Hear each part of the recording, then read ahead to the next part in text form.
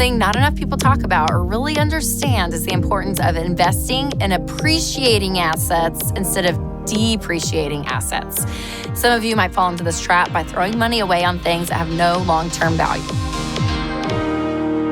Hey guys, welcome to this episode of the Rachel Cruze Show podcast. I'm so glad that you're here.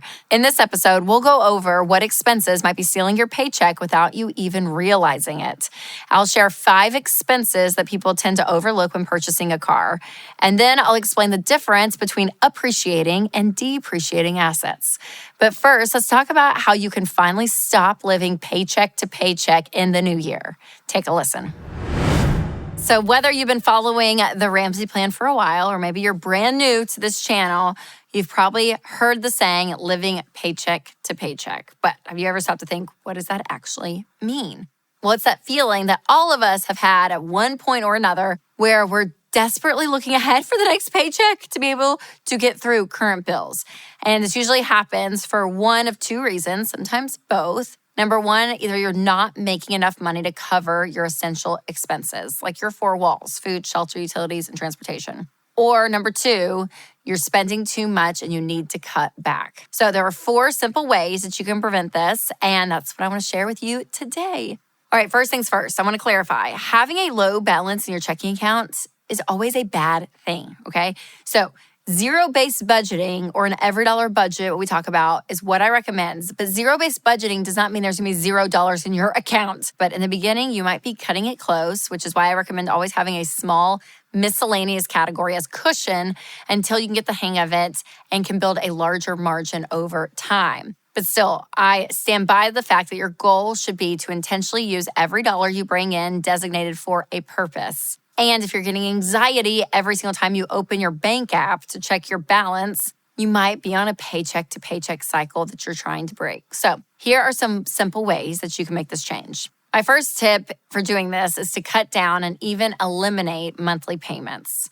So this is everything from massive car payments to student loan payments to credit card bills and subscriptions and memberships that you no longer use. It's always a good idea to go through your subscriptions and make sure that you're paying for what you actually need. Sometimes they can get in there and you don't use it anymore. But I would also challenge you to take it a step further and commit to paying off all of your consumer debt. Because once you eliminate the money that you owe for past purchases, you free up so much income in the present and for the future.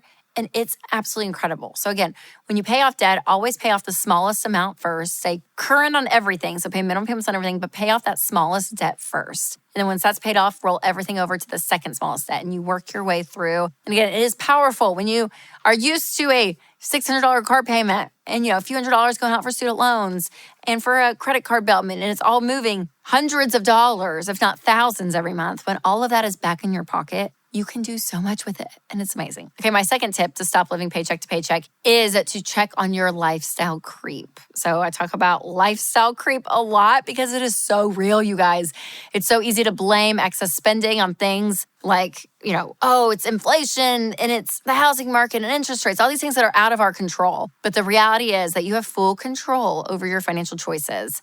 And even during stretches where you may not have all the best options available, you can still do what is best for you and have control over your paycheck. So maybe you look at cutting back on unnecessary expenses that maybe once you decided that's a non-negotiable back in the day. And now where you are, you may nix some of that stuff. Think about workout class memberships or regular pedicures or manicures or shopping at really nice grocery stores or streaming services you never use, paying for food delivery services multiple times a week, or just browsing the aisles at Target when you're bored. So just imagine if you put 3 of those things on hold, I bet you could find some margin and some cushion until your next paycheck arrives. All right, the third thing you need to do to stop living paycheck to paycheck is to get your income up. So this is another factor that a lot of people feel like is completely out of their control, and that's their income, which maybe in some cases it's true, but also it's not true because you can always get a side hustle. And I'm not saying you should go and quit your job today by any means,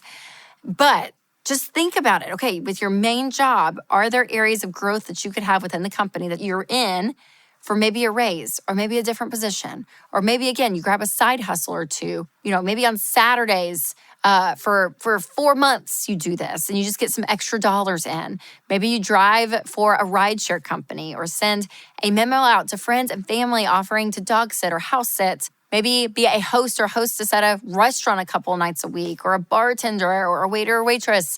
And it's amazing what you can do when you actually look to see, where can I make some money? And again, things you're good at, think about that too. What things are you naturally good at that you can charge for? It's amazing. It can be really empowering just to get some extra cash. All right, my fourth and final tip to stop living paycheck to paycheck is to track your spending. Now, before you bail on this, because it kind of is a budgeting type thing, hear me out. If you do absolutely nothing else, you don't get any expenses, you don't get extra income, one of the things that will help you the most from living paycheck to paycheck is budgeting.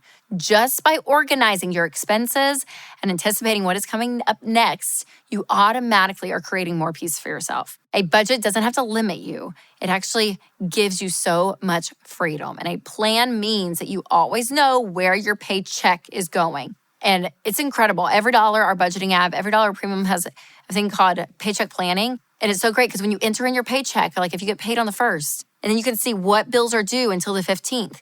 And you can say, is that paycheck going to last me through here? And for some people, it doesn't. And that's when you have to say, oh my gosh, I am behind. So you either have to change up some bills until you get your head above water, but you're actually planning out, where's that paycheck going? But the goal here is that you have money in your checking account that's going to be a buffer, right? That's the big goal here, so that you don't have to overdraft or any of that, and you have a plan. Because we're hearing so many people talk about, oh my gosh, once I get in the rhythm of this, I feel peace and control. Because guess what?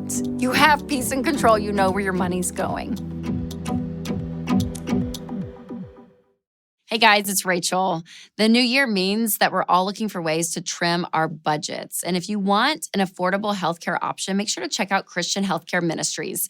CHM isn't health insurance. They're a health cost-sharing ministry, and they've helped hundreds of thousands of families across the country satisfy nearly $10 billion in healthcare costs without sacrificing freedom.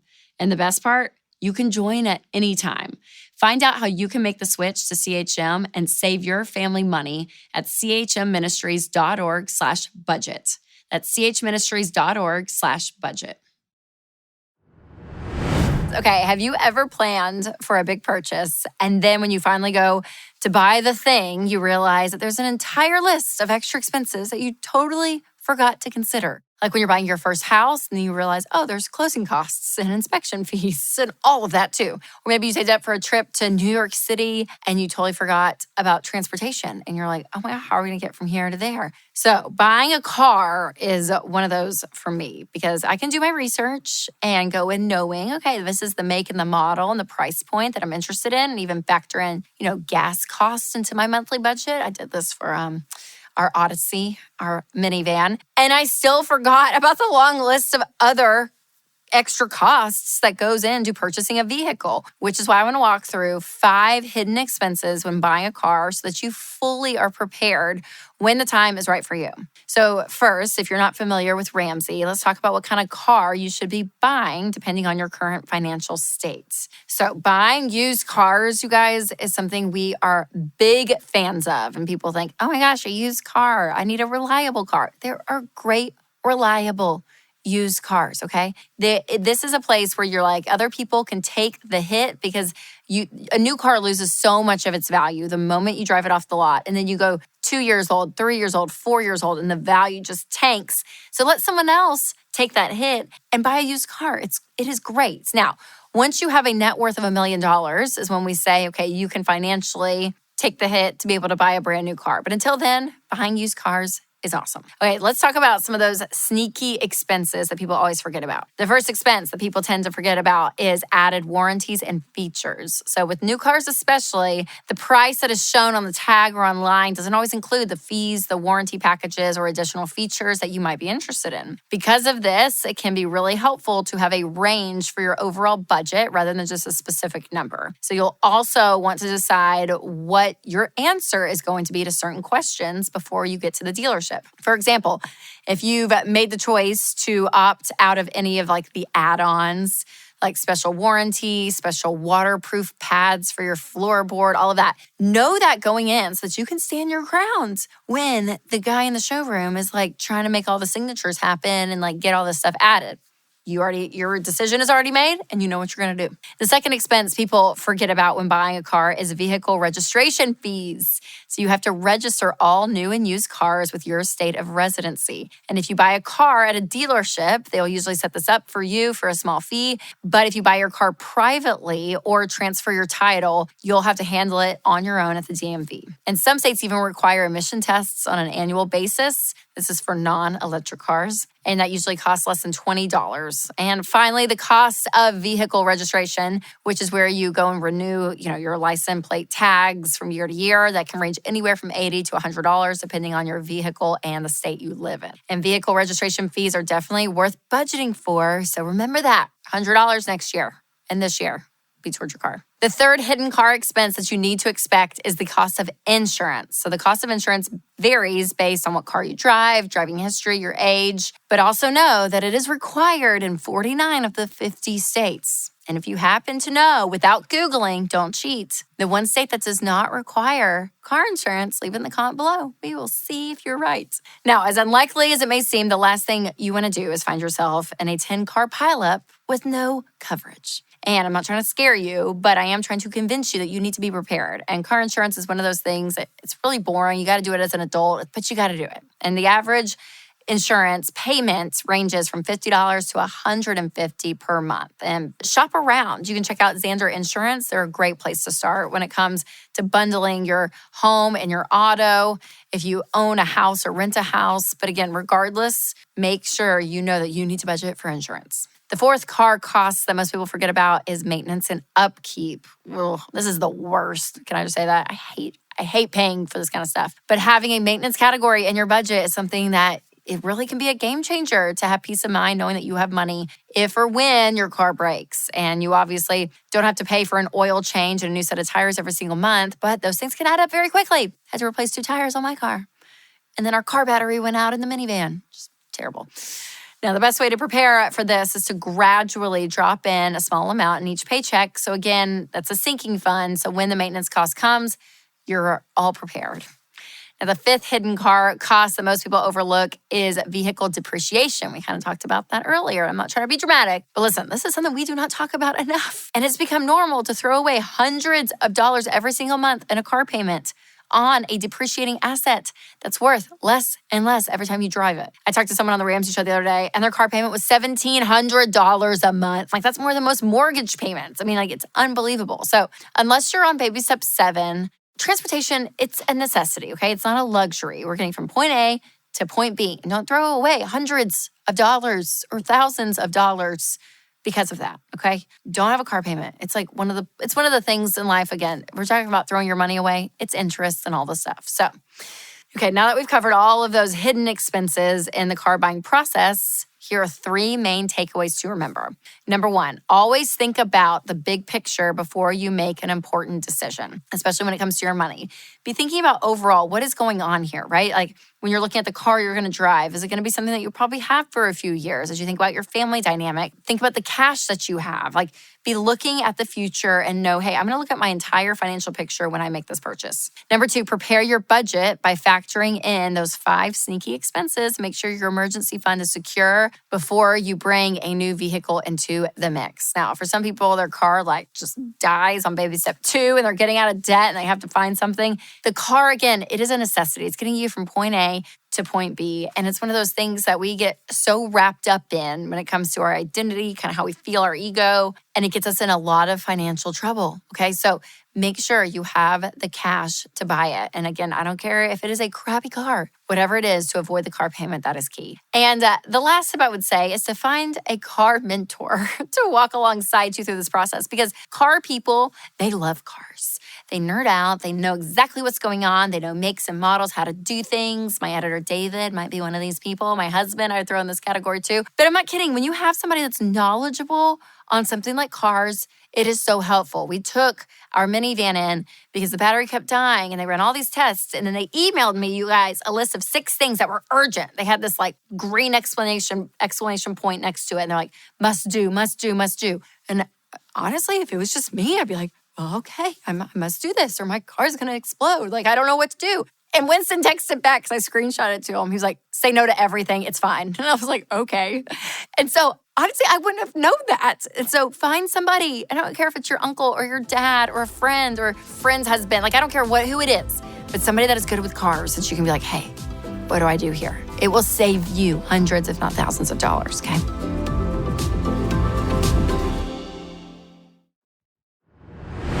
We all know that money buys things, right? It's a pretty simple concept. You learn that from an early age. But something not enough people talk about or really understand is the importance of investing in appreciating assets instead of depreciating assets. Some of you might be even thinking, oh, what is an asset? Well, today we're going to unpack all of that so you don't fall into this trap by throwing money away on things that have no long-term value. So first, let's define appreciating and depreciating assets. So a depreciating asset is something that goes down in value after you buy it. An appreciating asset is something that goes up in value after you buy it. So examples of depreciating assets are cars, most clothing, machinery, electronics, appliances, mobile homes. Some example of appreciating assets is land or property, real estate, some designer items like vintage and that kind of thing, some high-end art, some investments and stocks. So you would think that after a quick Google search of some of this information, the problem of debt and bad investments would just be solved, right? That no one would get into a bad deal like this, but sadly, no. Comparison culture and consumerism and status symbols, all these things play a huge factor in how we are influenced. And sometimes it causes us to throw money away on material things that don't bring us a return on our investment down the road, which is why it's important to, number one, pay for things in cash, especially depreciating assets that are necessary. So think about cars or appliances or clothes. And number two, get yourself in a place financially where you can invest in things that will passively add to your net worth over time. So when you think about investing in a mutual fund and you have it in the market, you will make interest on that over time. Or real estate. If you go and buy real estate, that asset will appreciate over time. Your net worth should never be the end-all be-all that defines your worth, but it is a natural thing that can happen over time as you start making wise financial choices. Okay, let's talk about how to invest in appreciating assets. So when you look at the Ramsey baby steps, you want to be out of debt, have a fully funded emergency fund of 3 to 6 months of expenses, and then you're going to start investing in retirement. So when you're doing this, you are investing, again, in stocks under your 401k or your Roth IRA. And when you're doing that, you are investing your money that will make interest over time, which means it is appreciating. Now, all this sounds great, but it can be tough to stay motivated and disciplined if you don't fully understand the numerical difference that it makes in your budget. So let's crunch some hypothetical numbers, okay? Let's say you eliminate your monthly car payments, pay it off completely, or maybe you sell your car and buy a used one instead. But the average car payment is anywhere from $430 to $575. So let's say you invested $500 a month for 30 years with an average return rate of 10%. You would have $915,000 saved for retirement. And that's only after contributing $170,000. So instead of putting your money towards something that's going down in value like a car, what if you didn't do that and instead you took that car payment and you invested it and actually made money for you? So you see that appreciating asset, that is something that I can get behind. Or let's say you're able to buy a house when you're 35 years old and the estimated return on real estate investing is anywhere from 3 to 5% per year. And it's a really safe range, very moderate. So if you're in a big booming city like Nashville, it's probably significantly more. So if you bought a house for $350,000 with a $35,000 down payment and paid it off in 15 years with a 3% return rate, by the time you turn 50, you'd own a home worth at least $157,000 more than what you originally bought it for, meaning you would have an asset worth $507,000 to factor into your net worth. So that's what I'm saying. Appreciating assets, it's amazing, meaning, again, you're taking an asset that is worth $507,000 now, and you can add that to your net worth. So if you're starting to see this power of putting your money in places that are going to help you long-term and spending your money with that future mindset is really powerful. So just for fun, I want to encourage you to take this information and play around with, some numbers. You can go to RamseySolutions.com and use our investment calculator. I'll leave a link in the description so you can plug in your own numbers and get motivated to make wiser investment choices in the new year. And the best tool to help you do that is the EveryDollar budgeting app. I know I've been talking about this so much, but I want you to try it out because it's the thing that's going to help you see all these numbers laid out and you're able to think, okay, what if I took that car payment that I'm paying and take it out and plug it into the investment calculator and it all starts working together. All right, you guys, now you're smart. You know all about appreciating and depreciating assets. I hope that this is such helpful information. And thank you guys so much for listening to this episode. If you love this podcast, if you would leave a review, it helps us out so much. So thankful for you guys. And remember to take control of your money and create a life you love.